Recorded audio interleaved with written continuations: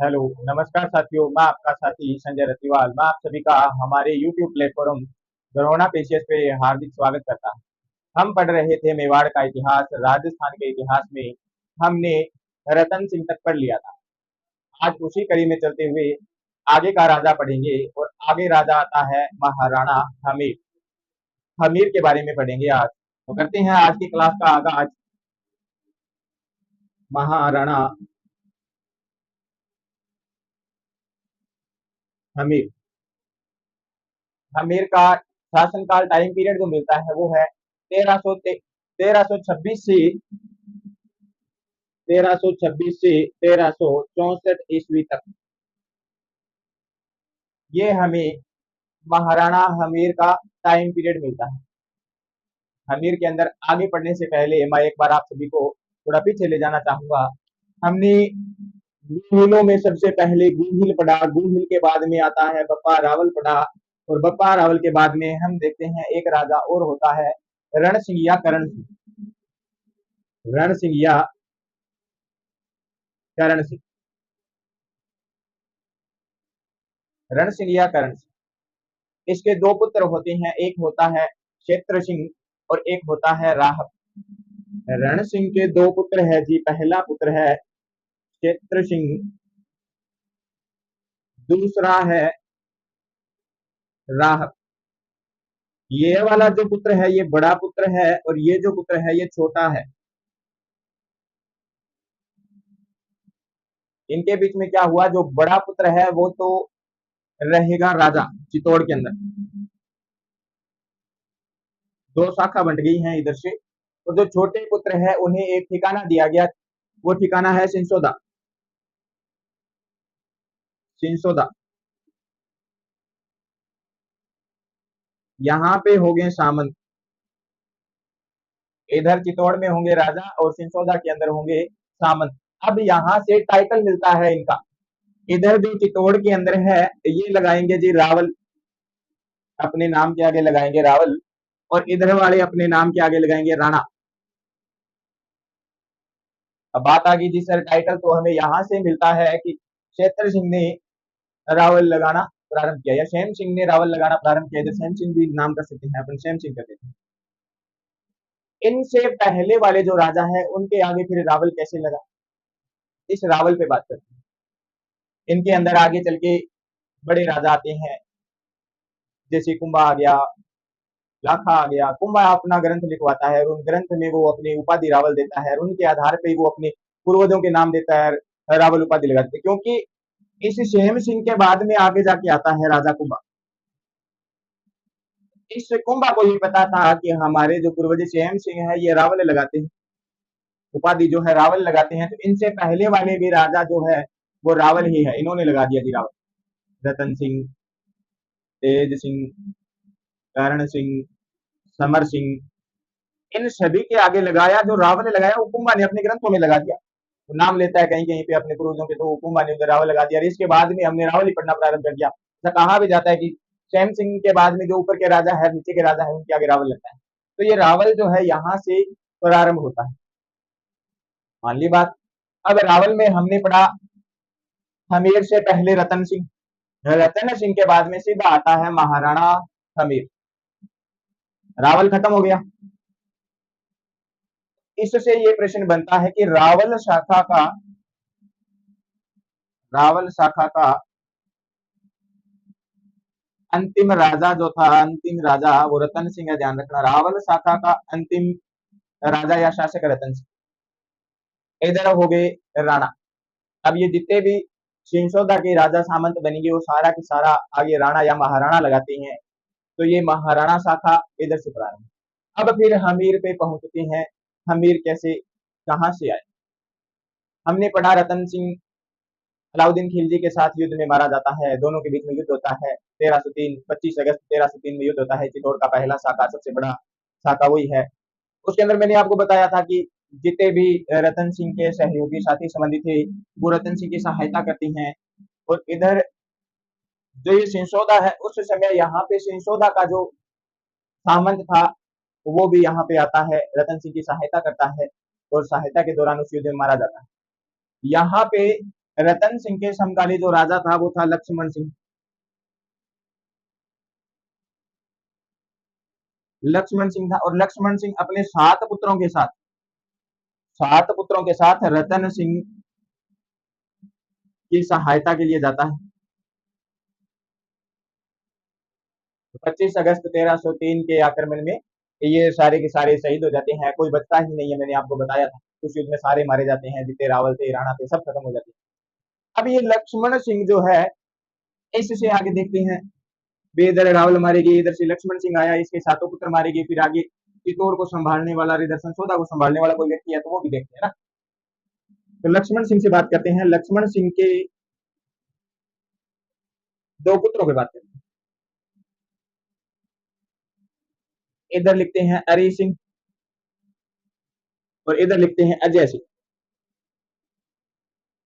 ये हरि सिंह जो है ये भी युद्ध में जाता है, मारा जाता है, लेकिन ये अजय सिंह जो है ये बचता है। ये बचता है और ये बाद में सिंसोदा को यही संभालता है। जब ये सिंसोदा का सामंत बन जाता है तब इसको पता चलता है कि मेरे भैया, बड़े भैया हरि सिंह ने विवाह कर रखा था, शादीशुदा बंदा था और एक बच्चा भी है। अजय सिंह को पता चलता है कि मेरी एक भाभी है और मेरा एक भतीजा है। अजय सिंह फिर इधर वाले राजा की जो शादी थी हो रखी थी, इनकी पत्नी थी, वह पुत्र थे, इनसे मिलता है।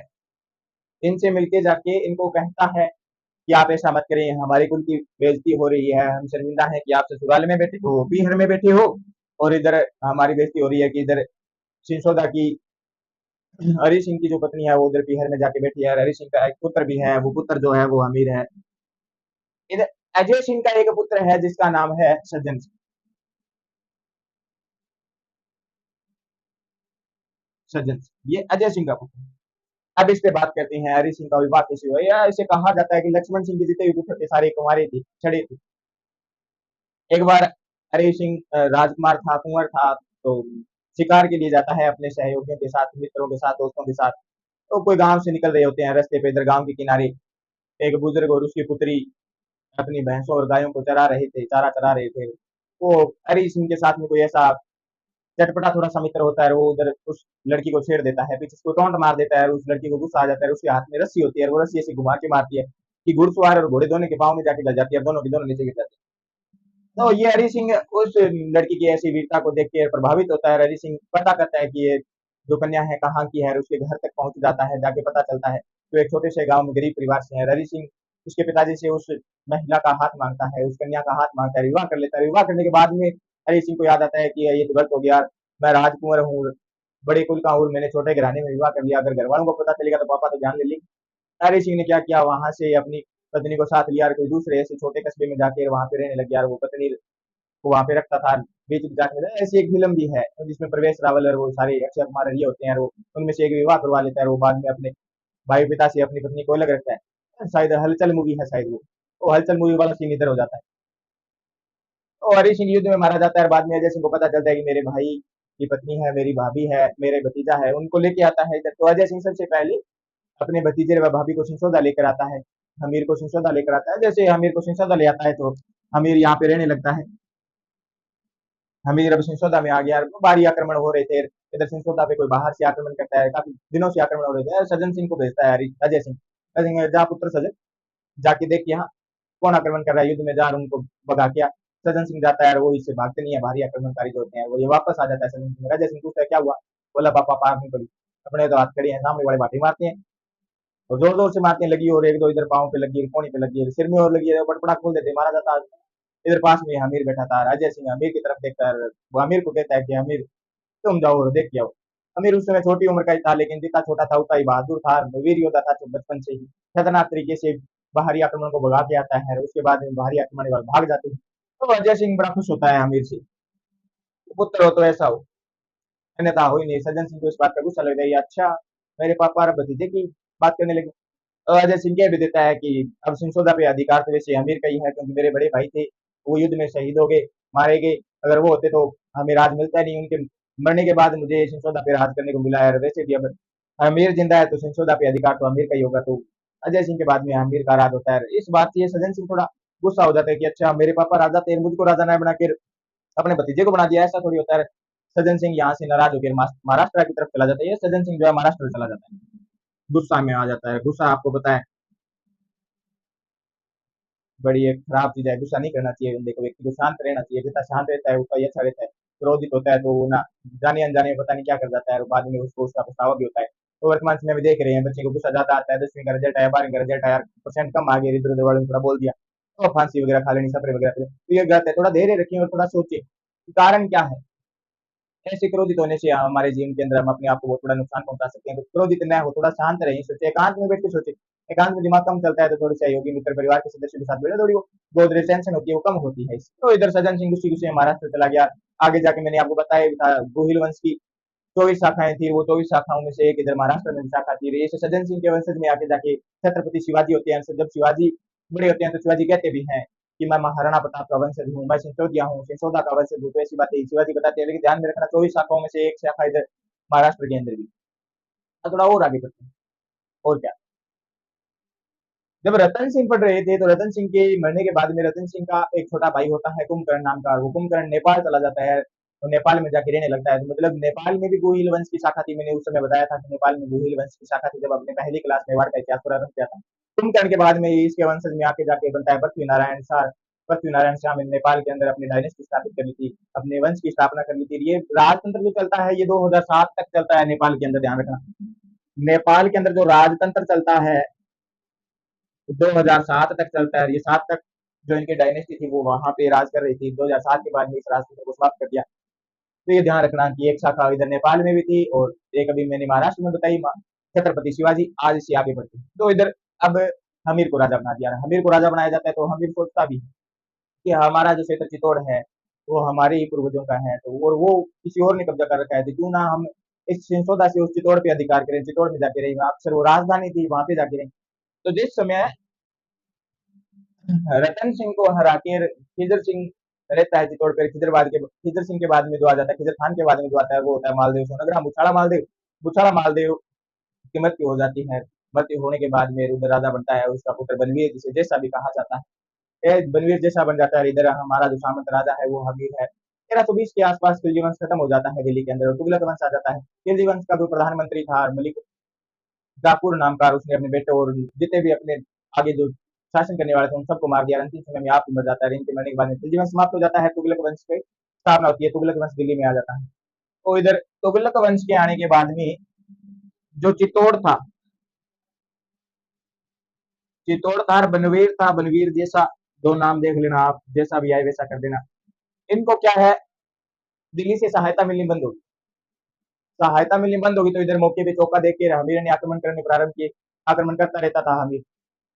और मालदेव के मरने के बाद में अब ये बन गया, इनको इतना पता भी नहीं था कि क्या है कैसे है। इनसे आक्रमण में युद्ध होता है, युद्ध के दौरान इन दोनों को अमीर भगा देता है, चित्तौड़ पे अधिकार कर लेता है। ये जो बनवीर है ये भाग के दिल्ली चला जाता है तुगलक वंश के शासक के पास, सुल्तान के पास। मोहम्मद बिन तुगलक शासक था दिल्ली का, उसके पास चला जाता है, उससे सहायता मांगता है कि इधर चित्तौड़ में हम राज कर रहे थे, ऐसे ऐसे करके ये बात हुई। उधर अमीर आया, अमीर ने हमें खतरनाक तरीके से पीटा, भगा दिया उधर। ये देखो कपड़े वपड़े फाड़ दिए, चोट लगी है, सिर पे खून आ गया, ये वो पूरा चढ़ा देता है बिन तुगलक। और मोहम्मद बिन तुगलक अपनी सेना भेज देता है, जैसा बनवीर के साथ मेल जाके कहता है इसकी सहायता करो, चित्तौड़ वापस मिला। तो उधर से जब मोहम्मद बिन तुगलक अपनी सेना भेजता है, युद्ध की पूरी पूरी संभावना हो जाती है कि अब आक्रमण होगा। फिर आक्रमण भी होता है, चित्तौड़ के अंदर आक्रमण होता है मोहम्मद बिन तुगलक की सेना व जैसा। और इधर सामने होते हैं हमारे हमीर। जो युद्ध होता है उस युद्ध का नाम होता है सिंगोली। सिंगोली को चित्तौड़ का क्षेत्र है, वहां पे युद्ध होता है। इधर हमीर होते हैं, इधर वो तुगलक सेना।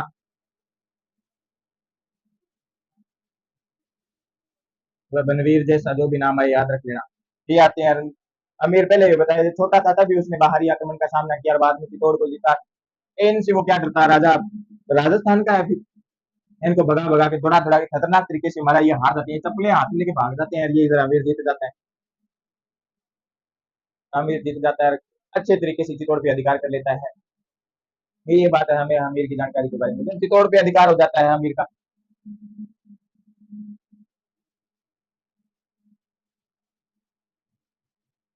अब चित्तौड़ पे अधिकार हो गया तो पहले सिंसोदा में थे, अब राणा लगाते रहे, पूरी राजधानी के अंदर आगे, प्रॉपर राजधानी के अंदर आगे, तो राणा के आगे महाराणा लगाना प्रारंभ कर दिया। अभी बड़े राजा हो गया तो महाराणा लगेगा। तो तब से हमीर के आगे महाराणा लगना प्रारंभ हो गया। चित्तौड़ जीत गया। चित्तौड़ जीतने के बाद में हमीर कुछ समय बाद में सोचता है, बैठा होता है, अपने मंत्रियों के साथ में वार्तालाप करता है कि अब अपने चित्तौड़ पे तो अधिकार कर लिया, तो चित्तौड़ में क्यों ना कुछ करी। तो करने की बात आती है तो हमीर के मन में मंदिर की बात आती है, बोलता है मंदिर बनवाएंगे। उस समय मंदिर बनवाता है, जो चित्तौड़ में मंदिर बनवाता है वो अन्नपूर्णा माता का मंदिर बनवाता है। अन्नपूर्णा माता का मंदिर बनवाया भी अमीर ने। इस अन्नपूर्णा माता को ही बरबड़ी माता कहा जाता है, ध्यान रखना।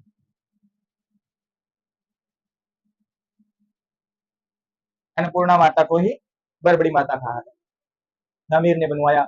बनवाने के बाद में अमीर ने क्या और दिया, क्या आज ये हमारी क्या है, इष्ट देवी है। अब बात आती है सर, इष्ट देवी कुल देवी ये पढ़ते हैं, ये होती क्या है, तो एक बार इधर देख लेते हैं, फिर इसको साफ कर देते हैं। सिंगोली का युद्ध होता है हमीर और तुगलक सेना में।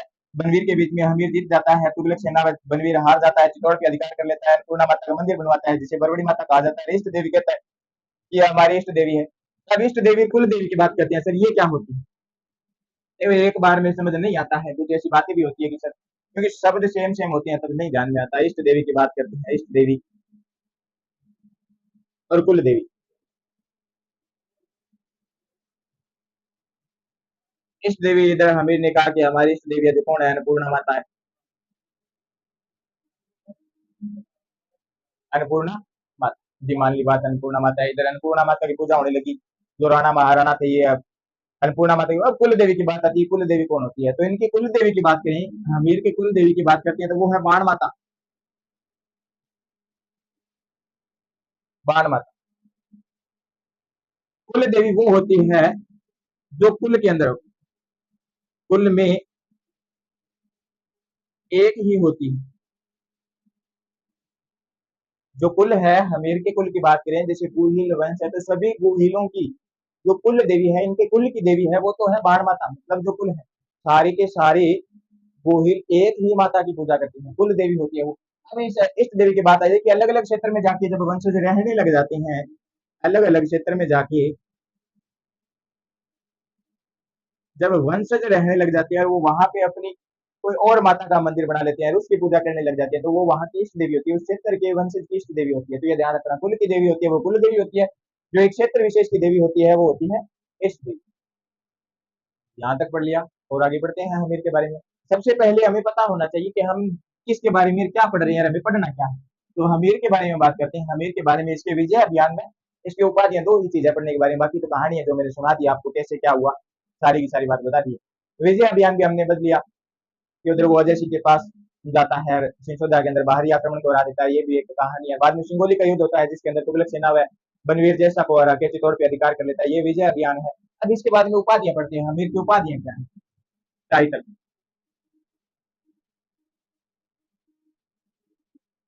जी, उपाधियां क्या है। हमीर जब राजा बनता है, सिंसोदा के अंदर राणा बनता है, सामंत बनता है, तो हमीर ने मेवाड़ का उद्धार किया, क्योंकि हमीर चित्तौड़ जीत लेता है। चित्तौड़ पे जब हमीर सामंत बनता है, राजा बनता है, तो इनके पास चित्तौड़ पूरा मेवाड़ का जो क्षेत्र है, वो राजा जो राजधानी है वो इनके पास नहीं है, वो मुछारा मालदेव के पास थी। तो मेवाड़ का रिवाइवर कहलाता है, मेवाड़ को वापस अपने में कब्जे में कर लिया, तो मेवाड़ का उदारक, मेवाड़ का उदारक, ये इसने मेवाड़ के अंदर वापस अपनी सत्ता स्थापित कर ली थी। तो वरना मेवाड़ पे कोई और ही अधिकार कर रहा था, ये तो छोटे बड़े ठिकाने पे बैठी थी। मैंने राजधानी जी वो किसी और के हाथ में थी बाद में। हाँ, अमीर ने जो राजधानी को अपने अंडर में लिया, ये उदारक कहलाया, मेवाड़ का उदारक। और इसके क्या नाम पर अब कुंभा हुए। कुंभा एक ग्रंथ लिखता है अपना, तो उसके अंदर लिखवाता है हमीर के बारे में। कुंभा का ग्रंथ जो है वो प्रशस्ति है, एक कुंभलगढ़ प्रशस्ति। कुंभलगढ़ प्रशस्ति, ये प्रशस्ति लिखवाता है। प्रशस्ति में आपको बता देता हूँ, जिसके अंदर राजाओं महाराजाओं की विस्तार पूर्वक जानकारी मिलती है, प्रशस्ति कहलाती है। बड़ा चढ़ा की बातें लिखी होती है। कुंभा इस कुंभलगढ़ प्रशस्ति के अंदर लिखता है कि हमारे पूर्वज, हमारे दादाजी महाराणा हमीर विषम घाटी पंचानन क्या थे, विषम घाटी पंचानन। अलग अलग लिख देता हूँ मैं शब्दों को ताकि बाद में समझ जल्दी आए। विषम घाटी पंचानन। अब विषम घाटी पंचानन की बात की, पंचानन होता है, पंचानन होता है जी शेर, घाटी होता है युद्ध, घाटियों के बीच में युद्ध। और ये विषम जो होती है कठिन परिस्थितियां, कठिन समस्याएं जो होती है ये कि जो हमीर है वो युद्ध के अंदर कठिन परिस्थितियों के अंदर शेर के समान युद्ध लड़ता था, शेर ही था एक देख जिसे माने, तो ये कुंभलगढ़ प्रशस्ति में कुंभा लिखाता है ना, कि शेर के समान युद्ध लड़ने वाला मेरा दादाजी हमीर, महाराणा हमीर। और फिर ये एक और लिखता है, रसिक प्रिया ग्रंथ लिखता है, ये भी कुंभा का, ये भी ध्यान रखना, रसिक प्रिया, इसमें भी लिखाता है। जो आमिर है ये वीर राजा था भाई, वीर राजा था, तकड़ा राजा था। ठीक है जी, फिर हमारे आ जाते हैं colonel James Tod. Colonel James Tod Amir को प्रबल हिंदू कहते हैं। कर्नल जेम्स टोड,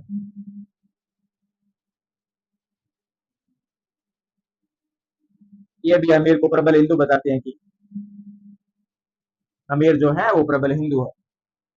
तो ये सारी की सारी जानकारी हमने अमीर के बारे में पढ़ी, तो इतनी ही जानकारी एक बार दोबारा देख लेते हैं। अमीर की उपाधियां, अमीर की उपाधियां है मेवाड़ का उदारक कहा जाता है, अमीर को कुंभलगढ़ प्रशस्ति के अंदर विषम घाटी पंचानन कहा है कुंभा ने, रसिक प्रिया के अंदर वीर राजा कहा है, और कर्नल जेम्स टोड जो है वो कहते हैं कि अमीर जो था वो प्रबल हिंदू था। और इसके बाद में 1364 के अंदर अमीर की क्या हो जाती है, मृत्यु हो जाती है। 1364 में हमीर की मृत्यु हो जाती है, हमीर खत्म हो जाता है। इसके बाद में हम कल की क्लास में नया राजा पढ़ेंगे। एक बार मैं दोबारा दोहरा दूं अमीर की सारी बात। अमीर का जो टाइम पीरियड मिलता है वो 1326 से 1364 मिलता है, और हमीर हरी सिंह का पुत्र होता है। अजय सिंह इसे सिंसोदा में लेके आता है, और बाद में अजय सिंह इसे सिंसोदा का सामंत बना देता है। हमीर के मन में होती है कि हम अपनी राजधानी वापस ले, और ये बनवीर जैसा सोनगरा को हरा के तुगलक की सेना साथ में आती है, उसके साथ युद्ध करता है। सिंगोली का युद्ध होता है, सिंगोली के युद्ध के बाद में चित्तौड़ पे अधिकार कर लेता है, कब्जा कर लेता है। और इस युद्ध के बाद में, जीतने के बाद में चित्तौड़ पे अधिकार हो जाता है। कुछ समय बाद में चित्तौड़ के अंदर अन्नपूर्णा माता का मंदिर बनवाता है, जिसे बरवड़ी माता कहा जाता है, इसे इष्ट देवी कहा जाता है चित्तौड़ की, है ना। कुल देवी मैंने बता ही दिया, बाण माता है। और उपाधियां अभी देख ली, तो ये सारी की सारी जानकारी जो है अमीर की है, आगे की क्लास में हम अमीर से आगे पढ़ेंगे। तो धन्यवाद साथियों, मैं आपका साथी संजय रतिवाल। आशा करता हूँ मेरी ये क्लास आपको अच्छी लगी होगी। अच्छी लगी है तो लाइक करें, कमेंट करें और वीडियो शेयर करें। अगर आप में से किसी साथी ने हमारे चैनल द्रोणा पीसीएस को सब्सक्राइब नहीं किया तो सब्सक्राइब करें, ताकि आने वाले समय में महत्वपूर्ण क्लासों का नोटिफिकेशन आपको समय के साथ मिलता रहे और आप क्लास रहते हैं आने वाली परीक्षाओं में आप सफल हो।